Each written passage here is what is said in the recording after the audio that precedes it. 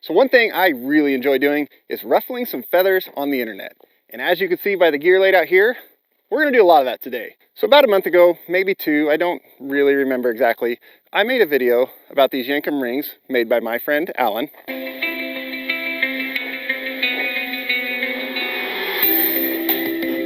About a way we could use these rings that I had never thought of before that made them so much more useful. But that turned out to be one of the most controversial videos I've ever made. Now most people fully understood it, they saw it, it clicked, they were all for it, all good. But there were a few, including one self-proclaimed expert, who wasn't a big fan of it. He decided to take it upon himself to just run my name into the ground on every social media platform he could.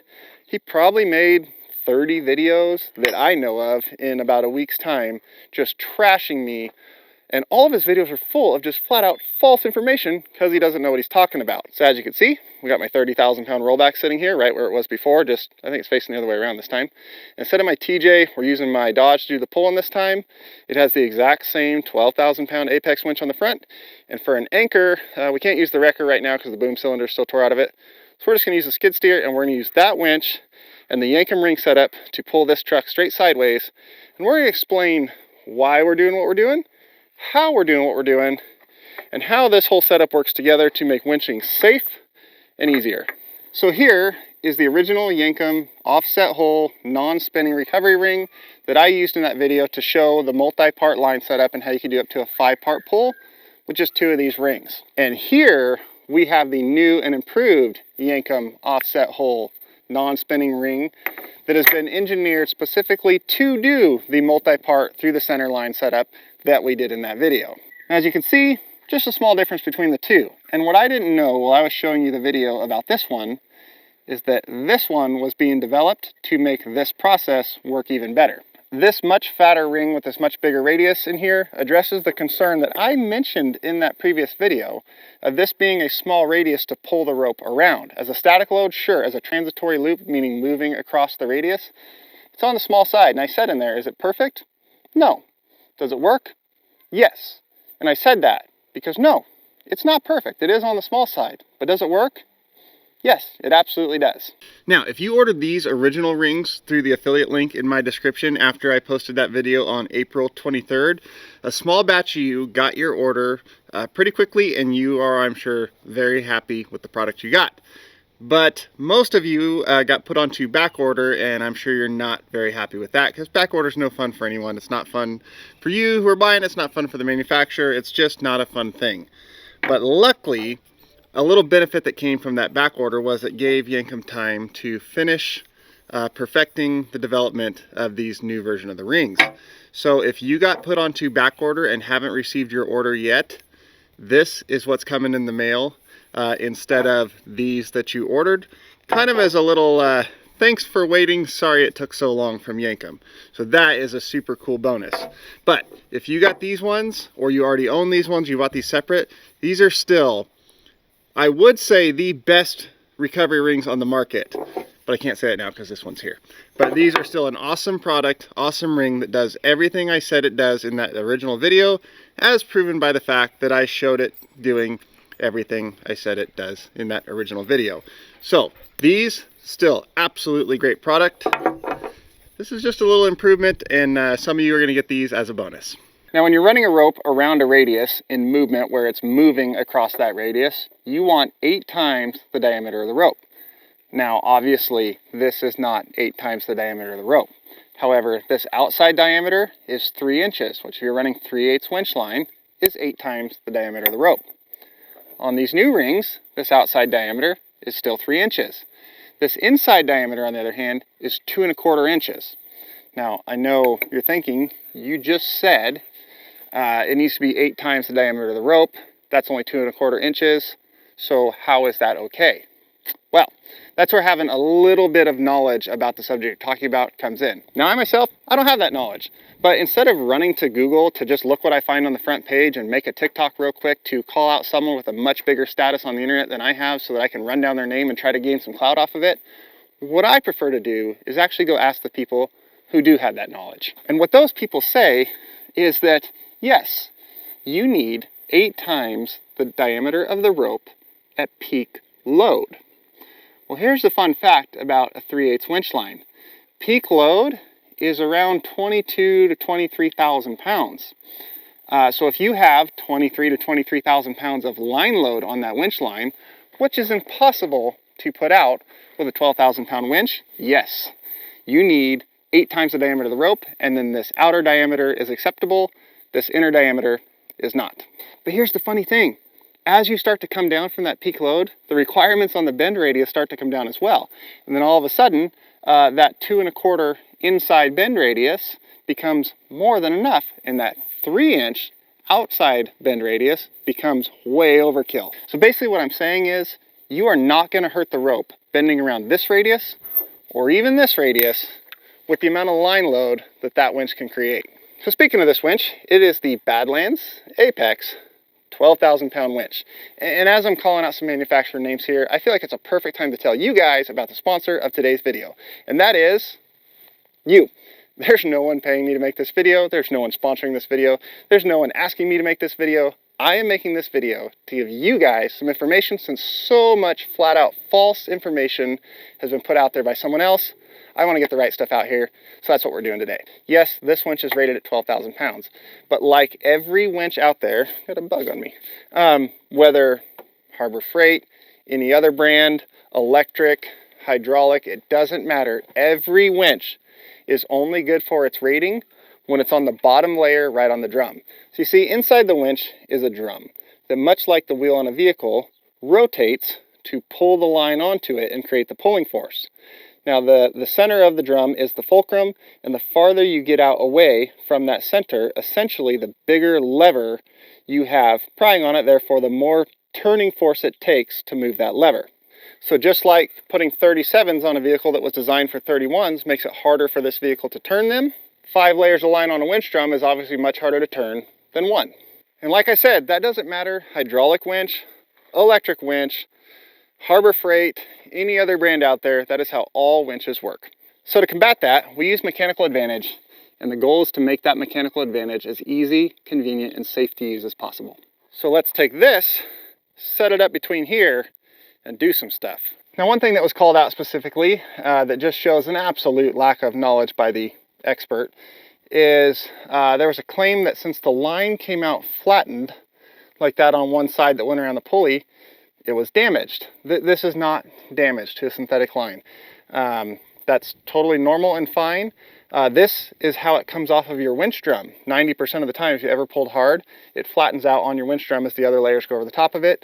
If you look, flattened, look at that. As it moves,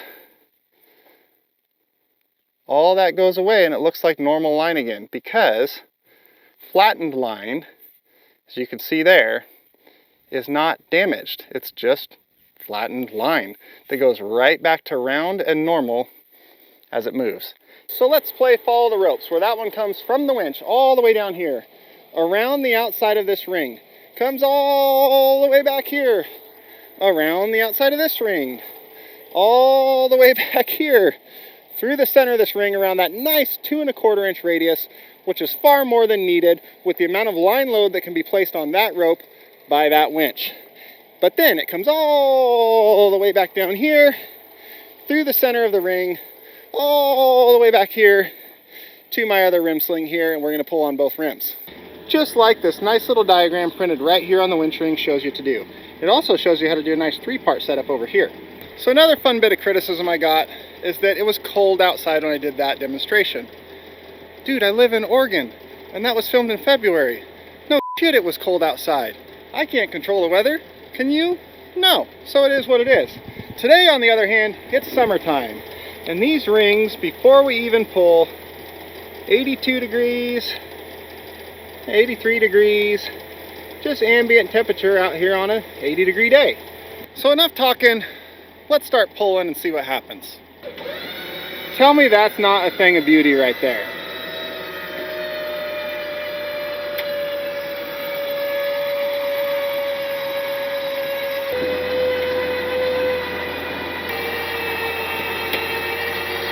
Now once those two start to dig in, this will start to slide. There it goes.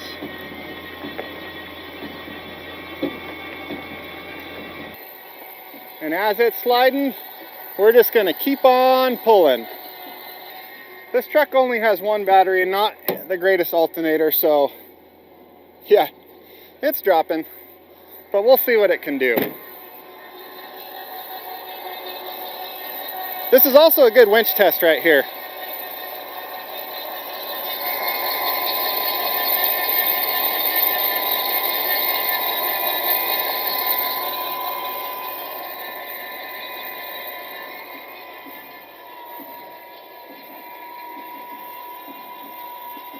Now if you look on the line coming out of the ring, it looks just fine to me. Same with that one, bottom side of that right there. Going around the skinny side. I'm not seeing the issue. Same over here.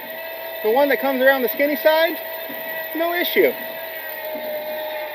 Okay, we've got about 3 feet of pull so far, which on a 5-part setup means 15 feet of line have gone across that part right there. So, we'll stop right away.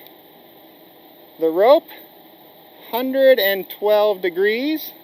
The ring itself right next to the rope, 111. On the inside here, right next where the rope's sliding, 110. The rope right there, 105, which makes sense because this rope has obviously not gone through as much stuff as this rope has. The rope that's coming out of here has now gone around that ring and this one. And funny, everything right there on the inside, we're at 113.2. Seems to be the hottest spot we can find. And the rope, look at this. It's just fine. No problem at all.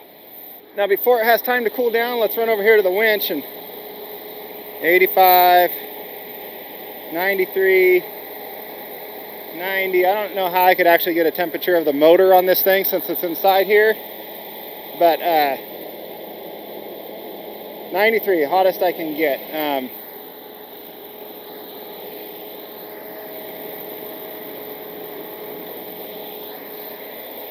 No good way to get a real temperature of the motor itself on this winch, but it's fine. Let's keep going.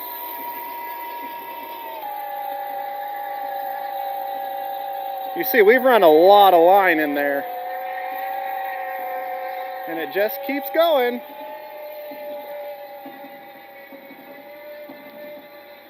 Yep. No problem.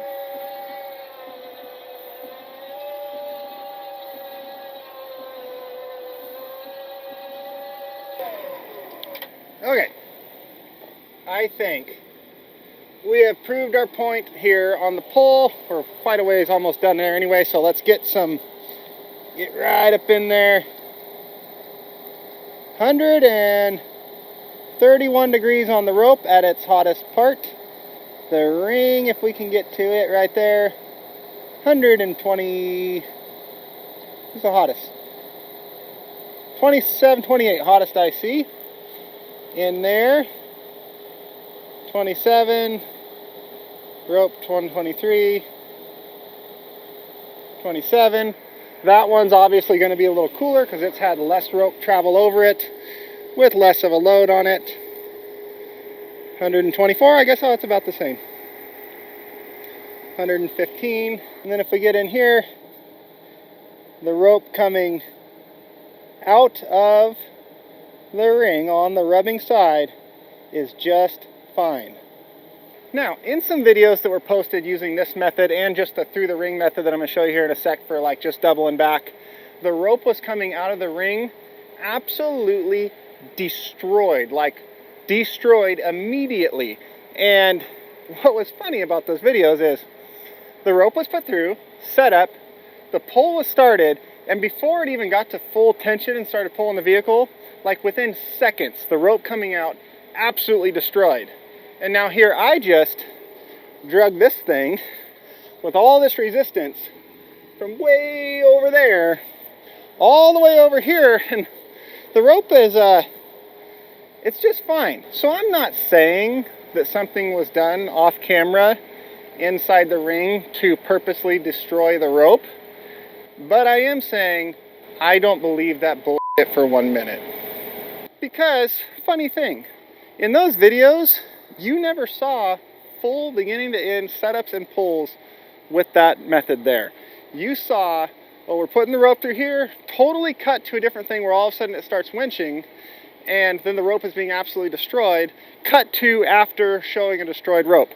Never actually showed the inside of the ring or the inside of the tow point that was being pulled on that supposedly destroyed these ropes within just a couple feet of pull. That is why a couple weeks ago, a few weeks ago, whatever it was, I posted that fully silent video that confused a whole lot of people, where I took my Ram over there and took my TJ, put it in the dirt so that it would dig in, have some resistance, locked it in 4 low, so all 4 tires were locked up, used the tow point as a snatch block, and did a completely beginning to end full pull, 0 cuts, 0 anything on the camera, the entire pull beginning to end without ever stopping, and then temperature checking the rope without ever stopping. No cuts, no anything. Did the same thing going through the center of the ring. That was actually the standard ring right here, to show with no cuts, no anything, no trickery of the camera, how hot these things weren't getting. I know that confused a lot of people, but it was a response to that video. So now, speaking of temperatures, first of all, got to give a shout out to the Harbor Freight winch there. These things, I punish the hell out of them, and they just keep working. But speaking of temperatures and false information that was provided, in some of those videos, it was shown on camera and stated that the melting point of this rope is between 144 and 152 degrees. And he showed on video on a very hot day, the rope getting up into the 120s, 130s, I even believe, and saying how close that was to melting point and how dangerous that is for the rope. But what he failed to mention, either out of flat out ignorance, lack of knowledge, or intentional deceit, I'm not saying which one, he failed to mention that 142 to 100, or 144 to 152 degrees is Celsius, which means 300 degrees in Fahrenheit. You're not going to get this anywhere near 300 degrees. It's just not going to happen. So, that being said, the temperatures we saw on these rings in this very extreme case of a pull right here, totally safe, no problem at all. Something I just realized, if you're wondering how much pressure is on this right here, that chain is tight. And yes, while filming this right now, I am completely in the triangle of death, where you should never be, but I'm needing to demonstrate some stuff here, and that just means sometimes doing what you shouldn't do. And this is plenty strong enough. I have no concern about the rim sling, and since we're using the double loop soft shackle that is a 45,000 pound braking strength in a single loop configuration in a double, I am nowhere near concerned that we are putting 90,000 pounds of pull on this with that setup. It's just not happening. But still, don't do it.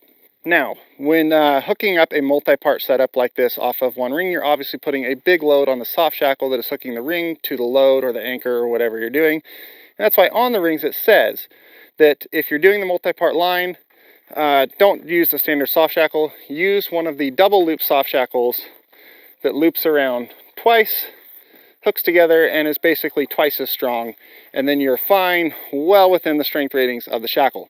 Now, what I did using a standard soft shackle in just one loop, was I over its working load limit? Yes. Did I feel totally safe doing it? Yes. Do I recommend you go over the working load limit? No, don't. Never have said that, ever once, never, even though it was claimed that I did. Now, something else I got highly criticized for doing by the expert, who by the way, also admits in some other of his videos, if you go back just a little ways, that he'd never even touched a synthetic rope until just last year, yet now he's the world leading expert on them for some reason, because he knows how to Google. Was running the rope through the center of the ring to double it back or to redirect or anything like that instead of around the outside. That eliminates any chance of the rope jumping out of the groove and getting caught in the side right here. That can be a problem with these rings, especially if you're in my sort of case where you're not pulling yourself out, you're almost always pulling. I shouldn't say that because I actually have to pull myself out a lot, but the intention is pulling other people out where they're get a bunch of gas on it and create slack in the rope, and then it pulls tight again and all that, instead of just a long steady pull like if you're pulling yourself out. It's very likely for that to happen.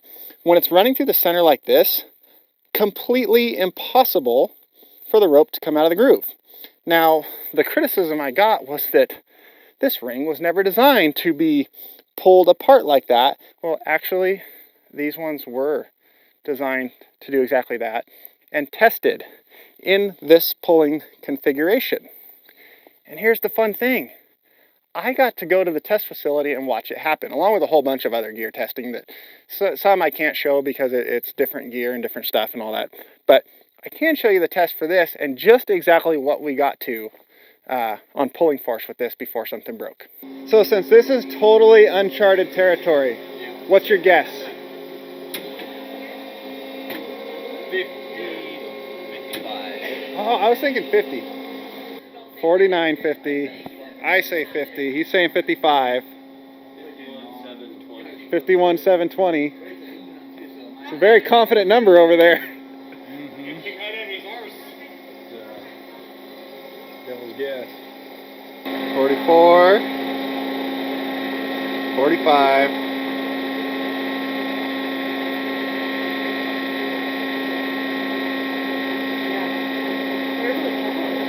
There's 50.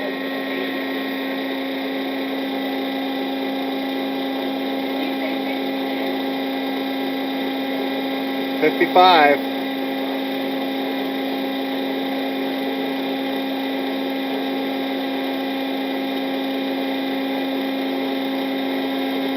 $60. So all of us undershot that one so far.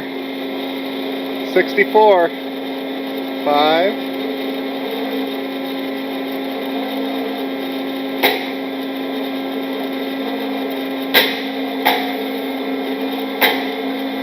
69, 70.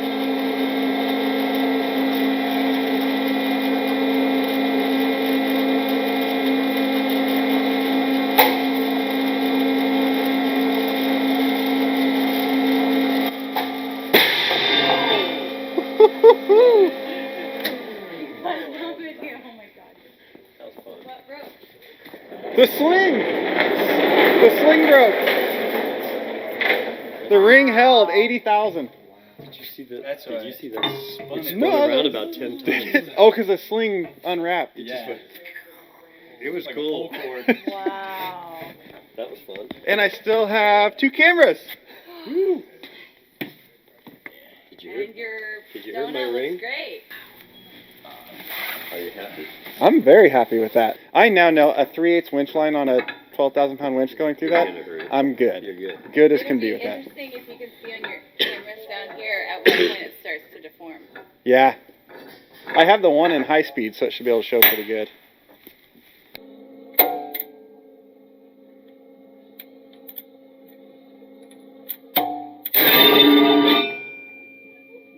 That's right. 80,000 pounds. Well, just a hair shy, but 80,000 pounds of pulling force was put on this ring, and the slings broke. The test slings. Not the ring. The ring was still just fine. So what can this ring hold in the tension pulling configuration?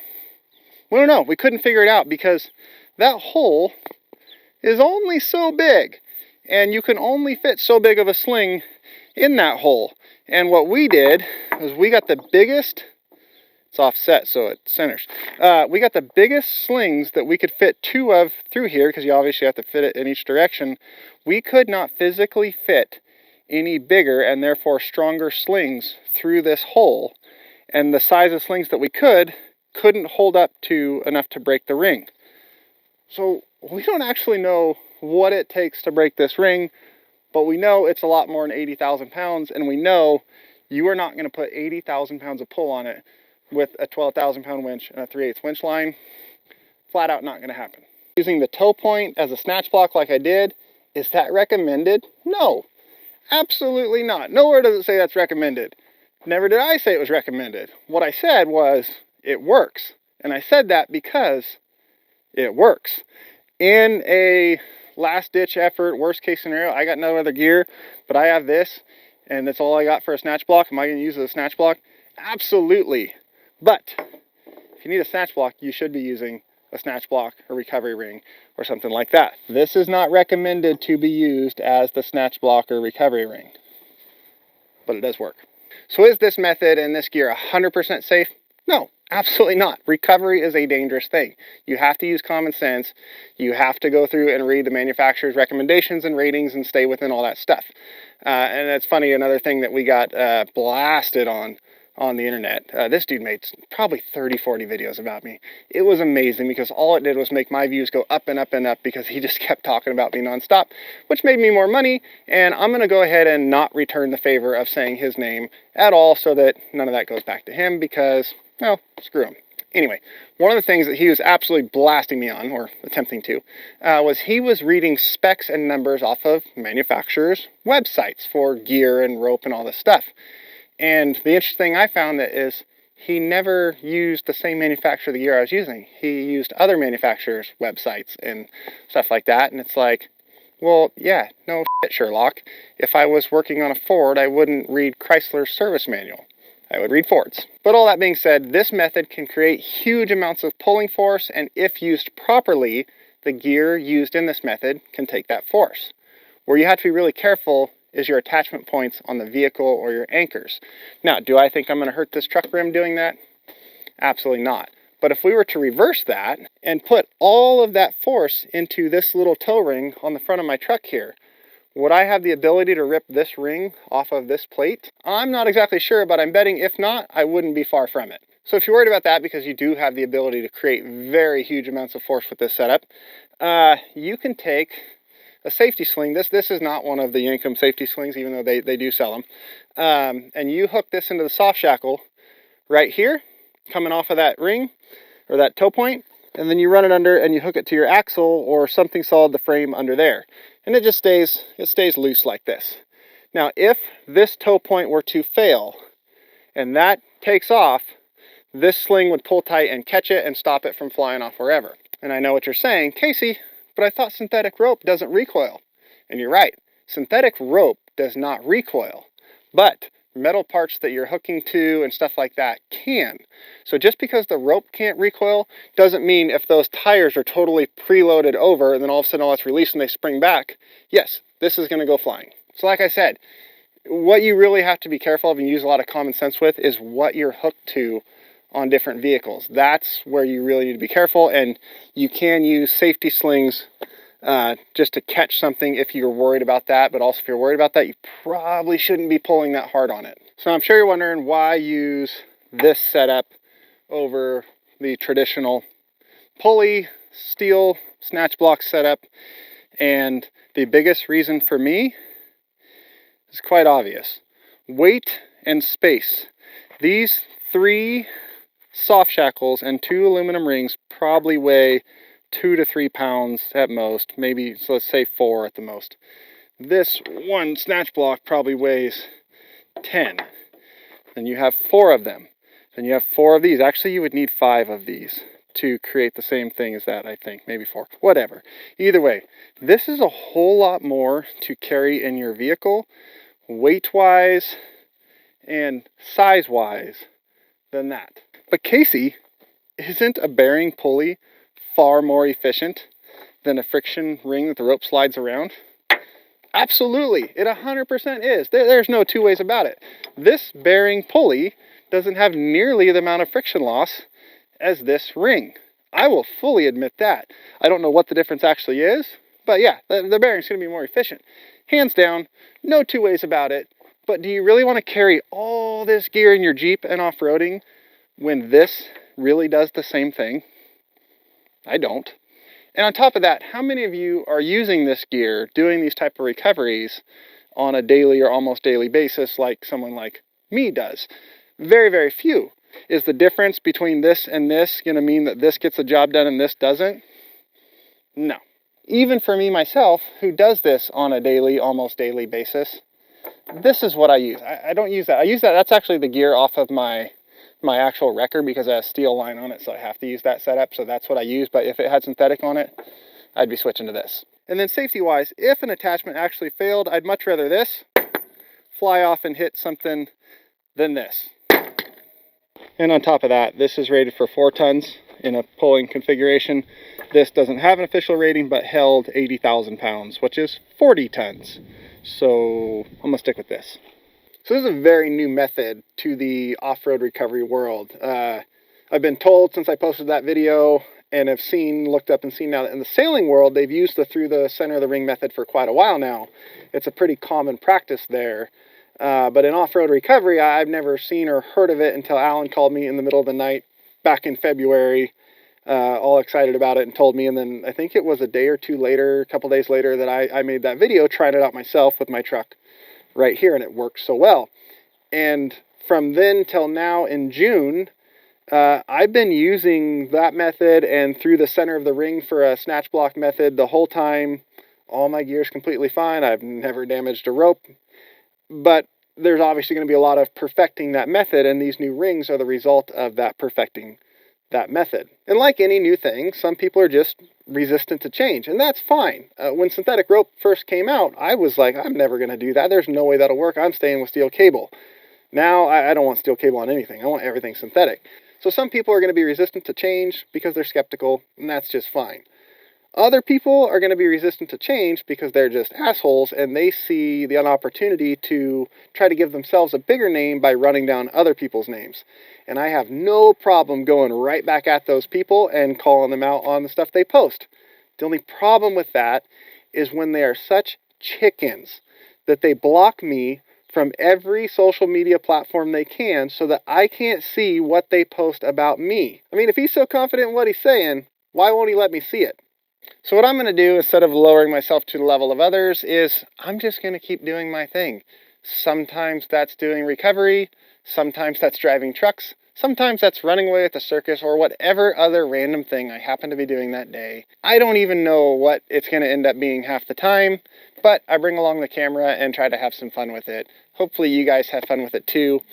If you want to get into recovery stuff and have questions about the numbers and the safety side of it and what is what, there are classes out there, there are courses. I highly suggest taking a course where people who know what they're doing can teach you actual recovery techniques and numbers and safety, or go to the manufacturers, read their websites, read the owner's manual for this stuff, understand working load limits, stay within them. The most important thing is just use common sense and make sure you go home safe at the end of the day. Because with this channel, my goal is not to teach anyone anything. It is to help people and promote the helping people idea, whether it be off-road recovery or anything else. Just help people, be a good person, have some fun with life. So that's what we're going to keep doing. Hopefully you guys had some fun with this one. I really appreciate the support I get from you guys that allows me to do what I do for other people. And I can't thank you enough for it. We'll see you next time. You want me to run normal, or do you want me to fake? Baywatch. I want a Baywatch run. Baywatch? Okay, so... Think of Pamela running. Yeah. Right here?